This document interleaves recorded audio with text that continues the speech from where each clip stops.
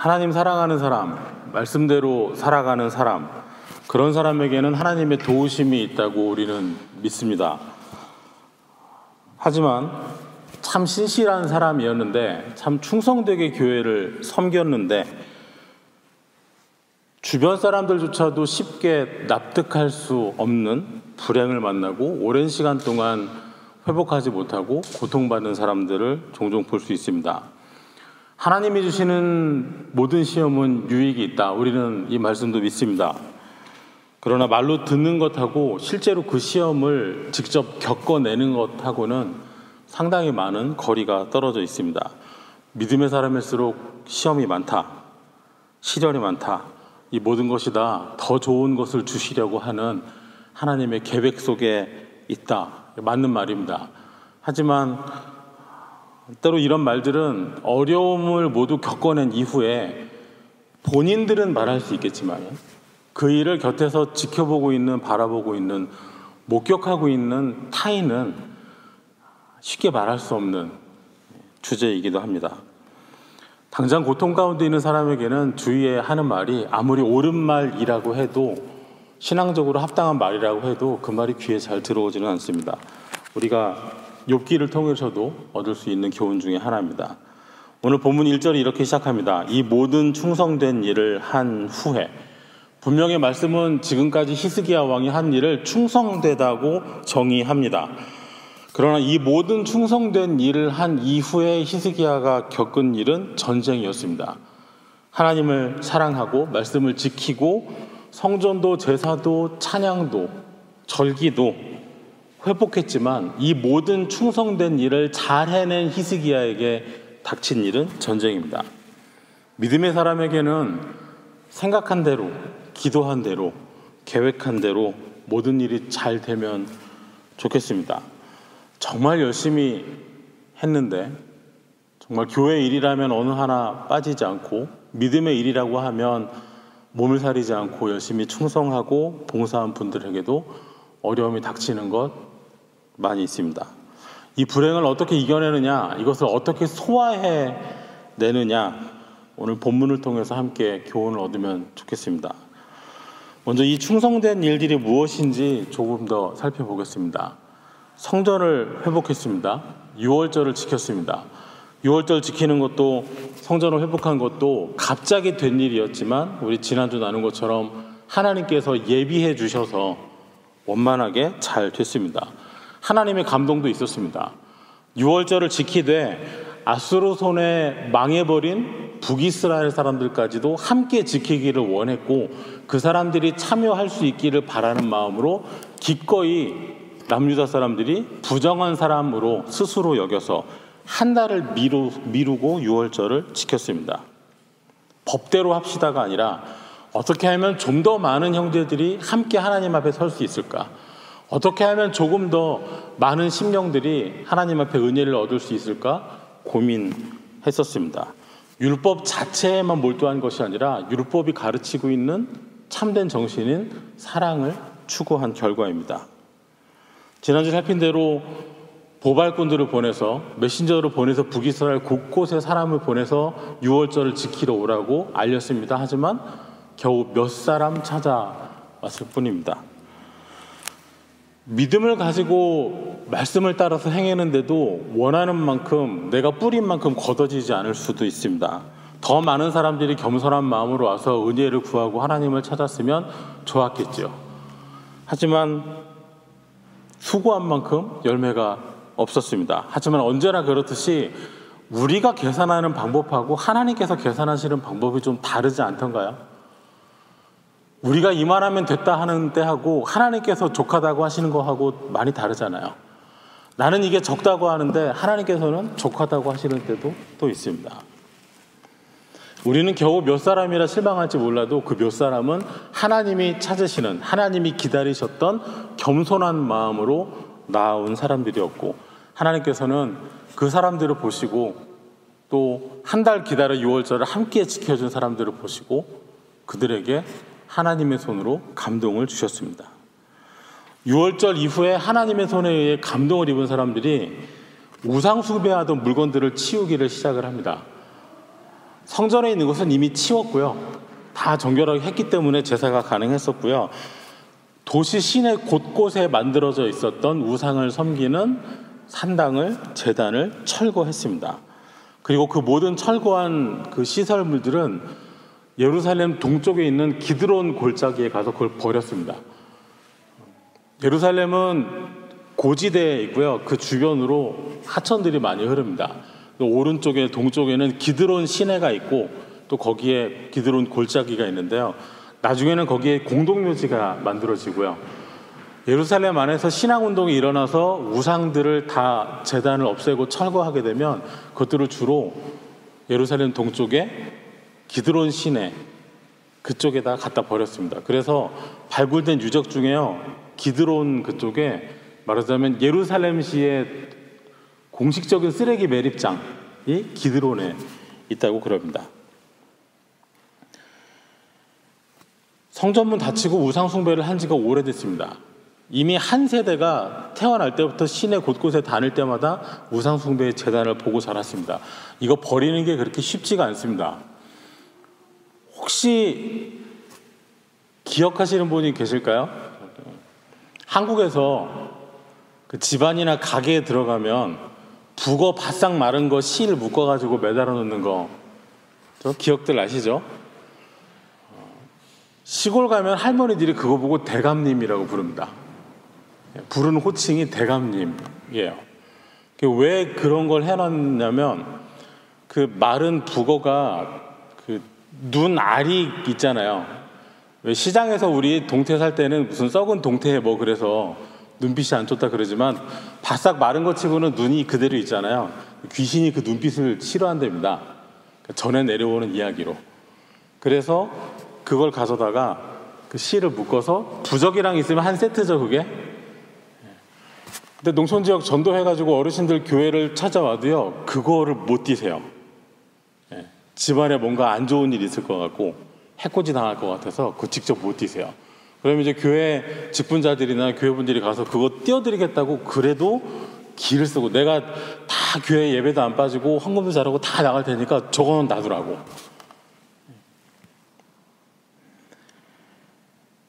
교회에 오신 분들 중에 그 무속에 빠진 분이 한번 제가 만난 적이 있었습니다. 워낙에 빠져 있으면요, 집 안에다가 방 하나를 그 단을 차려놓는 분이 있으세요. 그러니까 무당집, 점집 가면 있는 것처럼 단 해놓고 무슨 촛불 켜놓고, 서울 가면 인사동 근처 가면 그런 거 파는 데가 많거든요. 무슨 불상이나 무슨 산신령 모형 같은 거 그 가운데 놓고요, 울긋불긋 천 같은 거 이렇게 늘어놓고 집 안에다가, 그리고 계속 끼니 때마다 밥을 해가지고 거기다 밥을 차려요. 그러니까 교회 모임이 있는데도 서둘러서 막 집에 가셔야 된다고 안절부절해요. 왜 그러냐면 거기에 밥 해놓을 시간이 됐어요.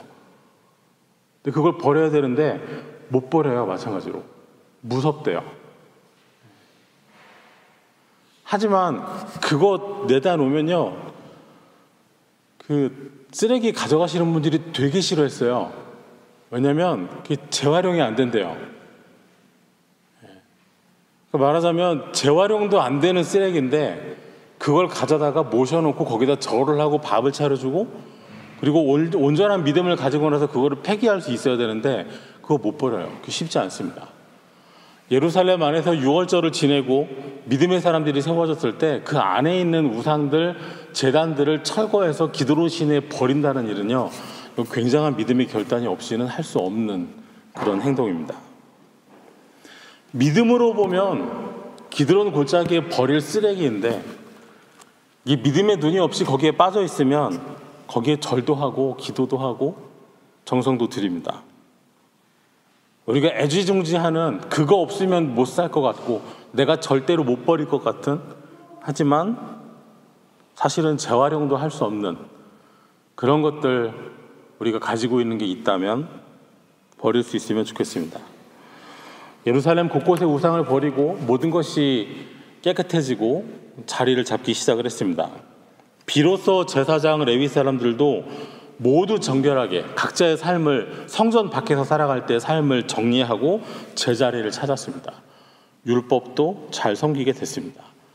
그리고 내친 김에 무교절이라는 명절도 지키기를 시작합니다. 6월절 다음 날부터 7일 동안이 무교절 절기 기간입니다. 얼마나 기뻐하는지 원래 7일 동안 그 절기를 지키는데요. 매일같이 화목제사를 드리고 백성들이 우리 7일 더 합시다. 스스로 자원해서 무교절을 더 지키자고 합니다. 그런데 이 명절 절기는 그냥 말로만 더 합시다라고 예를 들면 현수막만 일주일 더 붙여놓는다고 되는 건 아니고요. 아침, 저녁 때마다 재물 가져가서 재물 잡고 제사를 해야 되는 거죠. 그럼 거기에 양이 들어가야 되고요. 소가 들어가야 되고요. 말하자면 재물이 들어가는 거예요. 그래서 히스기야가 자기 사제에서 왕의 그 재산 중에 숫송아지 1000마리하고 양 7000마리를 백성들에게 제물로 사용하라고 내줍니다. 그리고 방백들도 여기에 동의해서 숫송아지 1000마리하고 양 10,000마리를 백성들에게 줬습니다. 양 10,000마리 보신 적 있으세요? 송아지가 합쳐서 2,000마리고 양이 합치면 17,000마리입니다. 그러면 이거를 그 기간 동안에 잡아서 제물로 번제로 태우고 제사를 한단 말이죠. 유대 땅 안에서 이렇게 제사가 집중적으로 크게 드려지는 예는 솔로몬 시대 이후로 처음 있는 일입니다. 말 그대로 회복의 축제가 일어났습니다. 성경이 이렇게 요약합니다. 역대하 30장 26절에 예루살렘에 큰 기쁨이 있었으니 이스라엘 왕 다윗의 아들 솔로몬 때부터 이러한 기쁨이 예루살렘에 없었더라. 그때 제사장들과 레위 사람들이 일어나서 백성을 위하여 축복하였으니 그 소리가 하늘에 들리고 그 기도가 여호와의 거룩한 처소 하늘에 이르렀더라. 실로 오랜만에 기쁨이 있고 감사가 있고 찬양이 있고 축복이 있고 그 기도가 하나님 앞에 이르는 은혜의 순간이 찾아왔습니다. 일이 끝나고 나서 놀라운 일이 또 생깁니다. 역대하 31장 1절에 이 모든 일이 끝남에, 그러니까 6월절 한 달 늦은 6월절을 지키고 무교절 기간을 14일 동안이나 지킨 이후죠. 거기에는 이스라엘 무리가 나가서 유다 여러 성읍에 이르러 주상을 깨트리며 아세라 목상을 찍으며 유다와 베냐민과 에브라임과 므낫세 온 땅에서 산당들과 제단들을 제거하여 없애고 이스라엘 모든 자손이 각각 자기들의 본성 기업으로 돌아갔더라. 거기에 있는 이스라엘 무리들이니까요, 북쪽에서 온 사람들이죠. 처음에는 몇 사람에 불과했지만 이후에 늦게 도착한 사람들, 이 사람들이 유다 여러 성읍을 다닙니다. 그러면서 우상들을 깨트리고 그 중에서도 아세라 여신 나무를 깎아서 만든 아세라 목상을 부숩니다. 그러니까 지금 이미 멸망해버린 북이스라엘 사람들이 아직 나라가 멀쩡한 남유다 동네를 다니면서 그걸 부수고 다니는 거예요. 이게 예전 같으면요 있을 수 없는 일이죠. 엄연히 200년이나 다른 나라로 살았잖아요. 그런데 북쪽 사람들이 남쪽에 와가지고 다니면서 여기에 있는 우상의 제단들을 다 부수고 다니는 거예요. 아직까지도 신앙적으로 새롭게 되지 않고 그 우상을 여전히 숨기는 사람 입장에서 봤을 때는 이상한 사람들인 거예요. 북쪽 사람들이 왜 우리 동네 와가지고 우리가 섬기는 그 우상들을 다 깨부시고 다니는 거죠. 왜 그랬겠습니까? 북에서 온 사람들이 믿음을 회복하고 은혜가 충만해지니까 북쪽 이스라엘이 멸망한 이유가 이것 때문이었잖아요. 근데 남쪽에 있는 형제들이 여전히 이 우상 숭배를 하고 이걸 못 버리고 있으니까 그걸 다 철거하고 다녔습니다. 그리고 난 이후에야 자기들의 본성 기업으로 다시 북쪽으로 돌아갔습니다.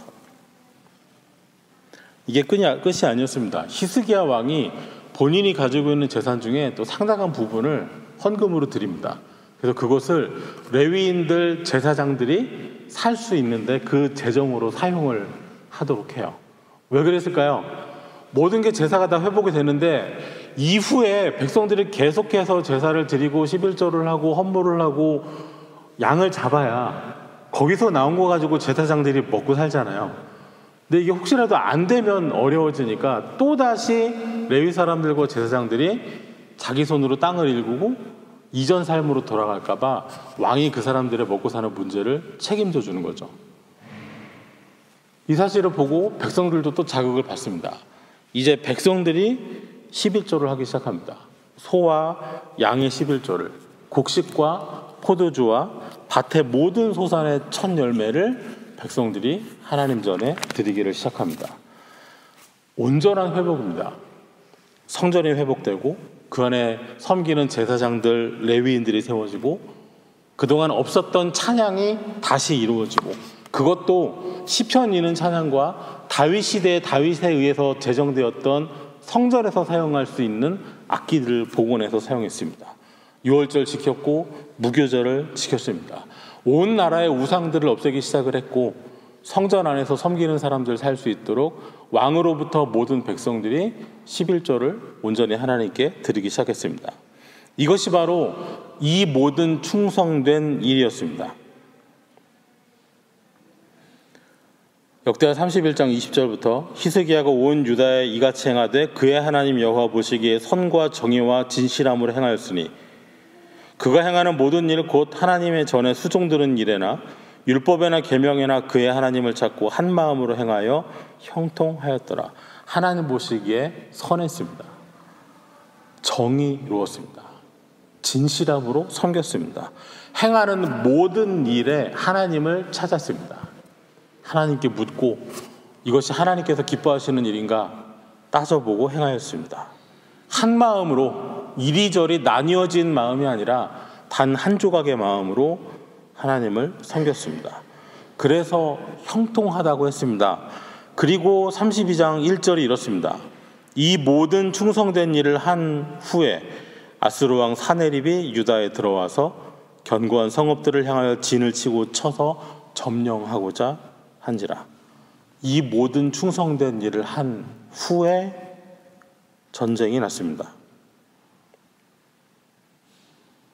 하나님을 향한 모든 충성된 일을 잘한 다음에 이런 일이 생긴 거죠. 위기가 언제 찾아오는가? 흔히 하는 말로 시험이 언제 우리에게 닥치는가? 신앙적으로 차가워지고 헌신하지 않고 하나님 생각하지 않을 때, 우리로 치면 예배로부터 마음이 떠나고 한 주, 두 주 지나가도 성경책 한번 펴서 진지하게 읽는 시간이 없고, 기도하지 않고 봉사하지 않고 하나님 생각 안 하는,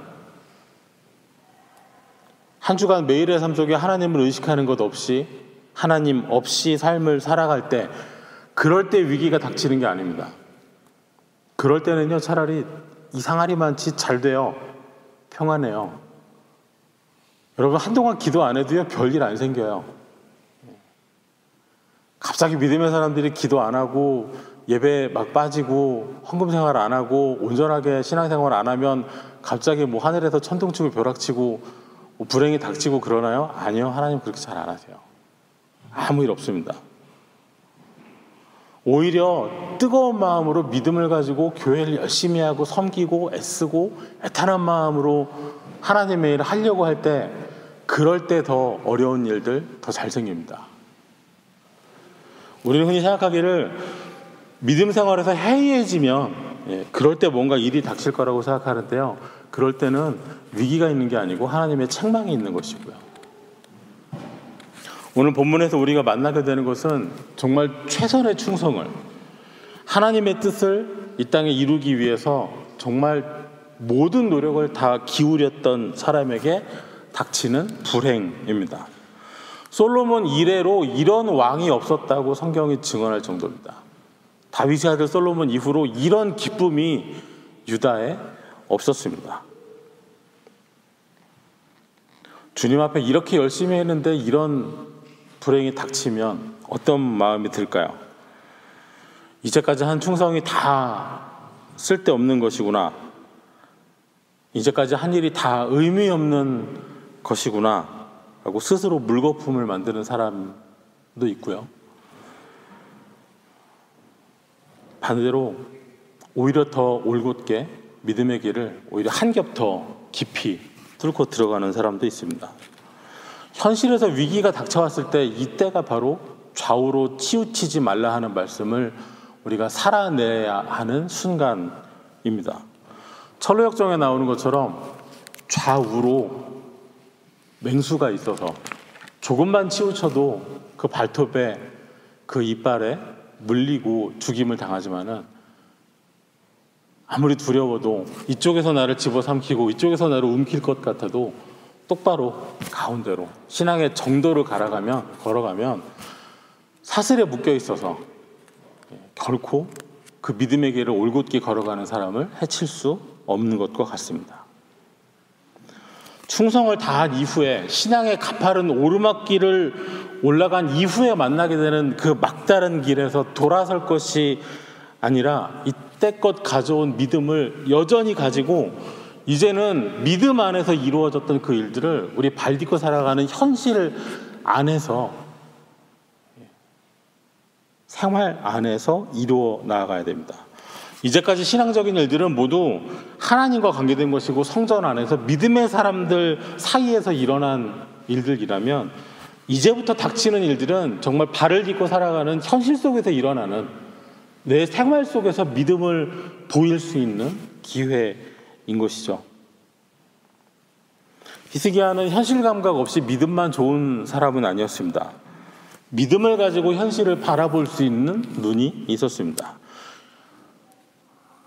아수르 군대가 예루살렘을 포위해 갈 때 히스기야가 작전을 하나 세웁니다. 예루살렘 성을 포위하고 있는 이 이방 군대가 물을 먹지 못하게 하는 것입니다. 예루살렘은 꽤 높은 지역에 있고 아주 견고한 반석 위에 있지만은 물이 아주 풍부한 지역입니다. 그 중에서도 기혼샘이라는 샘이 있는데요.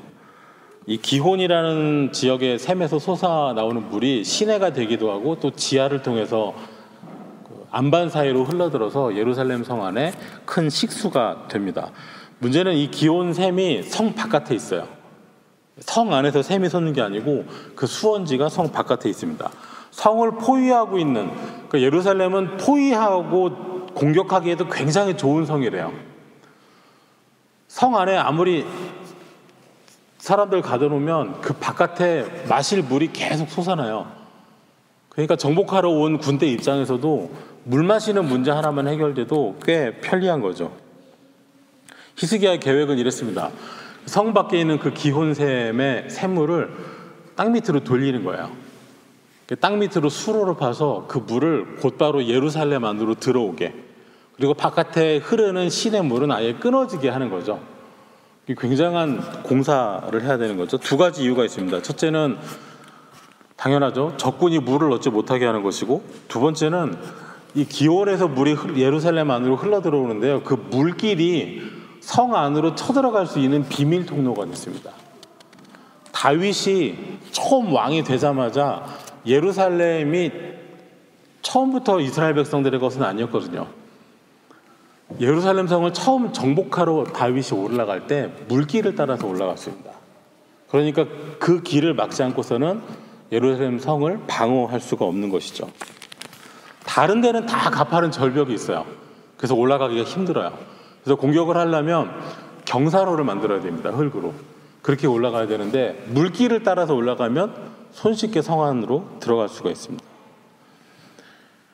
1880년에 이 수로가 발굴이 됐다 그럽니다. 고고학자들에 의해서 예루살렘 성과 기혼샘을 이 커다란 반석 바위 아래를 뚫어서 만든 수로가 발굴이 되는데요. 길이가 550m 정도 된다 그래요. 그런데 지금 무슨 어디 영국에서 프랑스 가는 터널 뚫는 것처럼 이렇게 직선으로 뚫은 게 아니고요. 이 바위 밑을 이렇게 S자 형태로 굽이굽이 쳐서 터널을 뚫었습니다. 발굴하는 사람들이 이 지하수로 한 가운데 벽에다가 새겨놓은 글귀들을 발견을 했습니다. 왜 우리도 건물 지으면 몇 년도에 뭐 어떻게 지었다 해놓잖아요.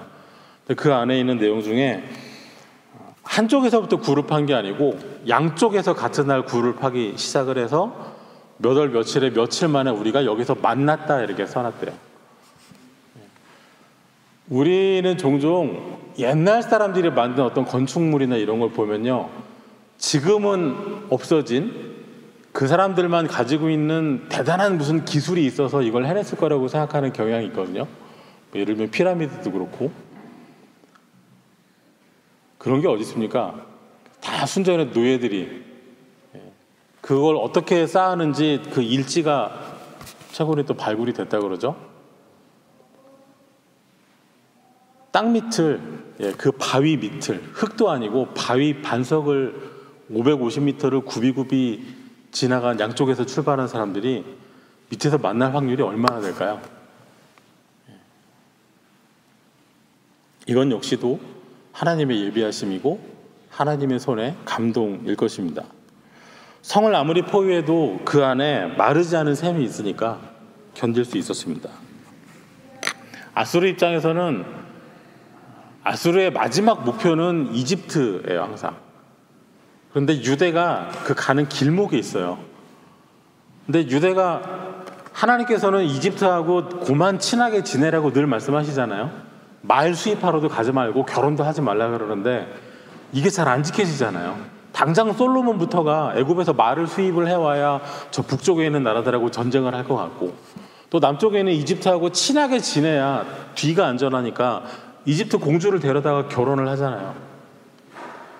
아수르 입장에서도 이집트를 치러 가야 되는데 중간에 유대가 멀쩡히 있으면 이 뒤가 근질근질해서 안 돼요. 먼저 치고 내려가야 편해요. 그런데 중간에 유다하고 싸울 때 병력이 많이 손실이 나면 이 진짜 전쟁인 이집트하고 전쟁해서 안 되잖아요.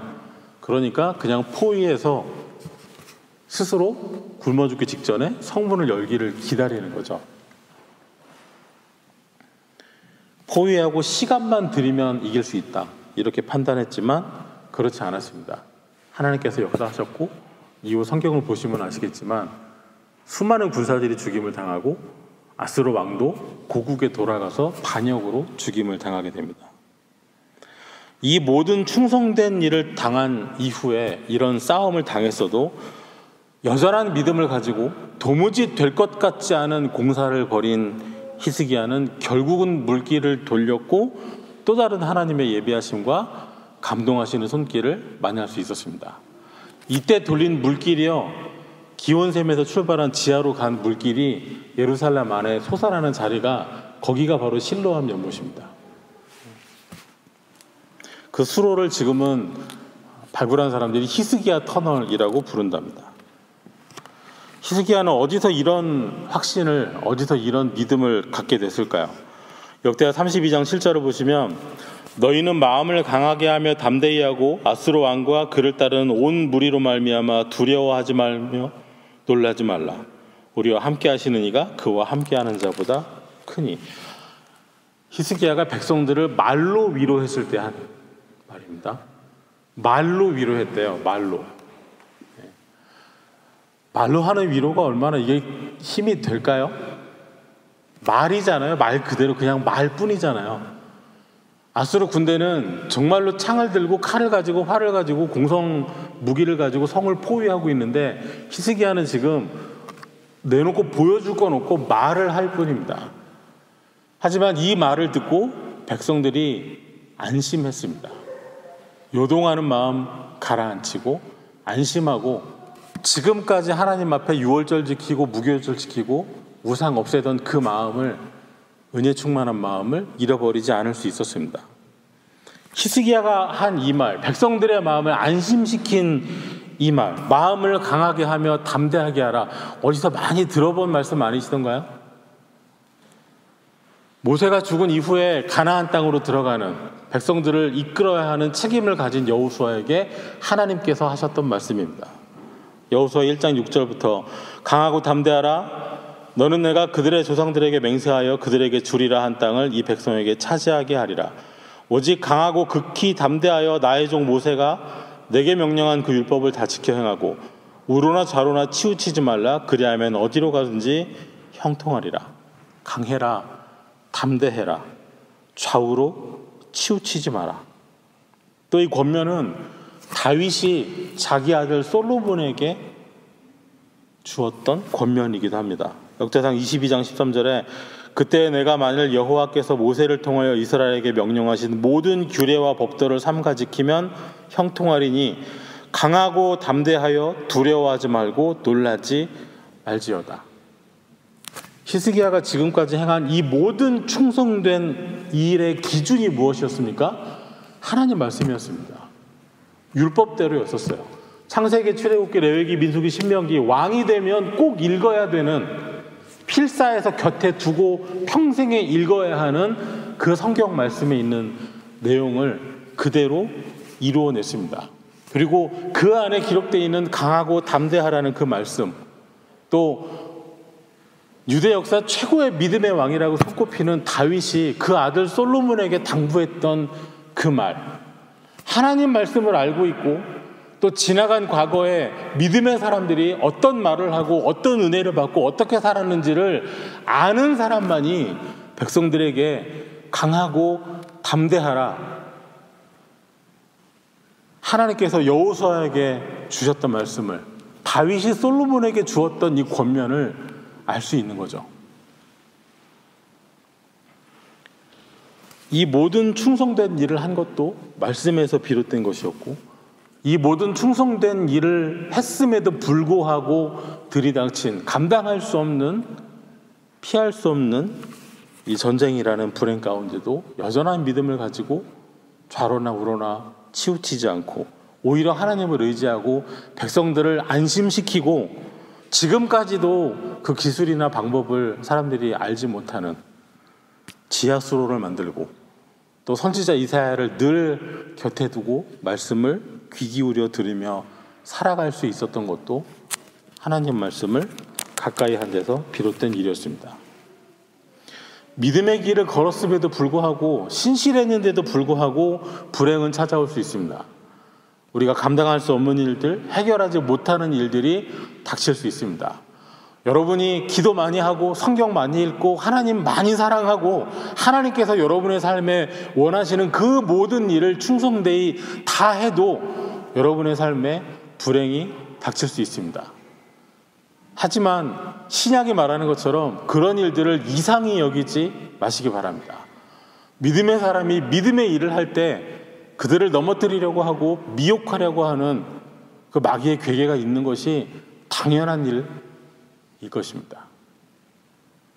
하나님의 말씀이 어떠했는가, 믿음의 사람들은 그동안 어떻게 살아갔는가, 어떻게 담대함을 가지고 무엇으로 서로를 격려하고 안심하며, 사람들이 봤을 때 무모하고 참 어처구니 없는 일을 벌이는 것 같지만은 그 가운데 하나님의 예비하심과 감동의 손길이 있어서 어떻게 그 일들을, 어떻게 예상하지 못했던 그 모든 불행들을 이겨나가고 여전한 믿음으로 하나님 앞에 설 수 있었는지, 오늘 말씀을 통해서 교훈을 얻고 비춰볼 수 있는 저와 여러분 되시기 바랍니다. 이 모든 충성된 일을 한 후에 여러분에게 감당 못할 일이 생겼을 그때가 바로 마음 안에서, 신앙 안에서만 있었던 우리 믿음의 고백과 내가 가지고 있는 신앙을 우리 발딛고 살아가는 현실 안에서 실현해낼 수 있는 기회임을 잊지 마시기 바랍니다. 기도하겠습니다. 하나님, 오늘 우리 살아가는 삶의 자리에서 하나님을 사랑함으로 하나님의 부르심을 쫓아 모든 일에 충성할 수 있는 믿음을 주시옵소서. 우리가 말씀을 따르고 믿음대로 살았음에도 불구하고 우리의 기대와 달리 우리 생활 속에 어려움이, 불행이 닥칠 때 실망하고 포기하고 흔들리지 않게 하여 주옵소서.